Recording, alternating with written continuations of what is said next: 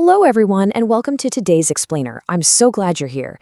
Today, we're going to look really closely at two very special, very old letters found right in the book of Revelation. You know, these aren't just any ordinary letters either. They are actual messages from the Spirit written to the people in two ancient churches named Pergamos and Thyatira.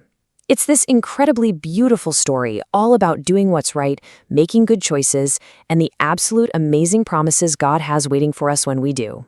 So let's just dive right in. The very first thing it asks is a super important question. He that hath an ear. Well, let me ask you, do you have your listening ears on today? Are you ready to hear exactly what the Spirit is saying to these churches? Because this is a secret, special message meant just for those who are ready to listen, not just with their ears, but with their hearts too. Section 1. Listening to the Spirit. Who exactly is speaking? Before we can really understand the message, we need to discover who is sending these powerful letters. To the church in Pergamos, the letter starts with these really mighty words.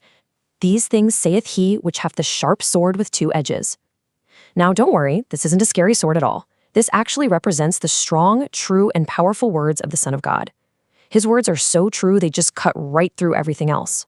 And listen to how he introduces himself to the next church, Thyatira. Listen really closely. These things saith the Son of God, who hath his eyes like unto a flame of fire, and his feet are like fine brass. Let's just pause for a second. Can you imagine that? Eyes burning bright with love and truth, glowing just like a warm, cozy fire, and feet that are super strong and shiny, like polished brass? It tells us that the one speaking is incredibly strong. He sees everything we do, and he stands firm forever. Moving on to Section 2, the good works. Doing right in tough places. You see, the Spirit doesn't just hand out rules. Actually, the Spirit warmly praises these churches for their really good choices. For the people in Pergamos, the Spirit says something so understanding. He says, I know thy works and where thou dwellest, even where Satan's seat is. The Spirit is gently telling them, hey, I know where you live. I know it's a place with a whole lot of bad influences. Because let's be honest, it can be really, really hard to be good when the people all around you are making bad choices. But the Spirit noticed that even though they lived in a tough place, they were still trying their absolute best to be faithful. Let's think about the beautiful things both of these churches did. On one side, we have Pergamos. The Spirit praises them because they held fast his name and kept the faith. They even had a super brave friend named Antipas, who was a faithful martyr. They stood so strong. Now look over at Thyatira.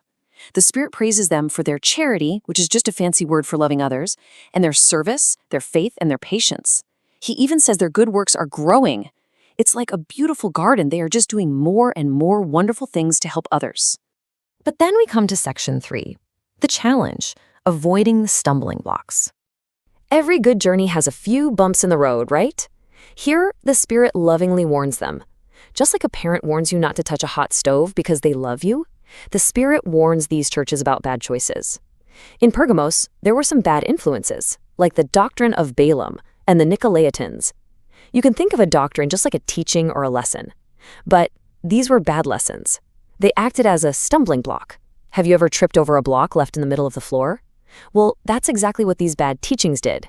They were making God's people trip up, make mistakes, and do wrong things, like eating things sacrificed to idols. Now, over in Thyatira, they had a completely different problem. They were letting a bad teacher, a woman who called herself a prophetess named Jezebel, trick God's servants.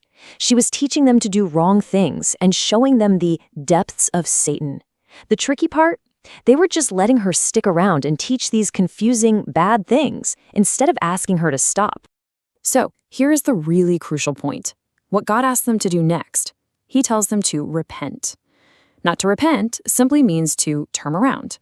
Think of it like this.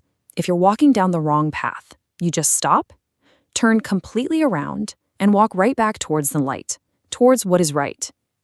And the beautiful thing is, God always gives us a chance to turn away from bad deeds and come back to him. He even gave Jezebel time to repent, though sadly, she just didn't want to. Because it's just so important. The Spirit gives a really strong warning to Pergamos. He says, repent, or else I will come unto thee quickly, and will fight against them with the sword of my mouth. Do you remember that sharp sword from earlier? Right, that's his powerful true word. He really wants us to make the right choice and turn away from bad teachers before it's too late, because his truth will always, always win against bad teachings. That brings us to section 4, holding fast. Keep doing the good things. For all the kids and all the people in Thyatira who didn't listen to that bad advice, who didn't learn those bad things, the Spirit has a very gentle, super comforting instruction. He says, "But that which ye have already, hold fast till I come." Just think about that for a moment. You don't have to learn anything complicated or new. Nope. Just hold tightly to the good faith, the love, the patience, and the charity you already have. Just wrap your arms around those good things, give them a big hug, and don't let go. And finally, section 5, the promise. Amazing rewards for the overcomers. You see, if we hold fast, it leads us to the most wonderful part of these letters, the promises. This is where God makes beautiful, almost magical sounding promises to everyone who does what's right. But to understand these rewards, we need to know what it means to be an overcomer. To overcome means to win a victory. It means to stay strong in your faith and keep doing good works all the way to the very end of the race. When you hold fast and turn away from bad things, guess what? You are an overcomer.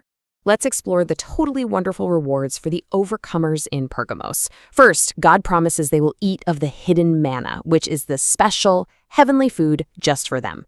Next, he will give them a white stone, and on that beautiful, smooth white stone, there will be a secret, new name written, a name that literally no one else in the whole world knows except the person who receives it from God. Wow, can you imagine having your very own secret name given directly to you by the Son of God? And what about for the overcomers in Thyatira? Well, the rewards are just incredible. He promises to give them power over the nations, to rule strong and safe with a rod of iron right alongside him. But I think the most beautiful promise of all is the very last one. And I will give him the morning star. Imagine being given a bright, shining, beautiful star, bringing light and hope forever. These letters, they're just so full of love, warnings to keep us safe, and amazing promises to give us hope. And it all comes right back to the very first question we asked. He that hath an ear, let him hear what the Spirit saith unto the churches. We must always, always keep our ears and our hearts wide open to the Spirit's loving lessons. So, as we wrap up our explainer today, I really want to leave you with one simple instruction. Hold fast. Keep doing good, keep showing love. Turn away from what is wrong. Because if you hold fast to your faith, it makes you wonder, what bright morning star or what beautiful white stone with a secret special name might God have waiting just for you?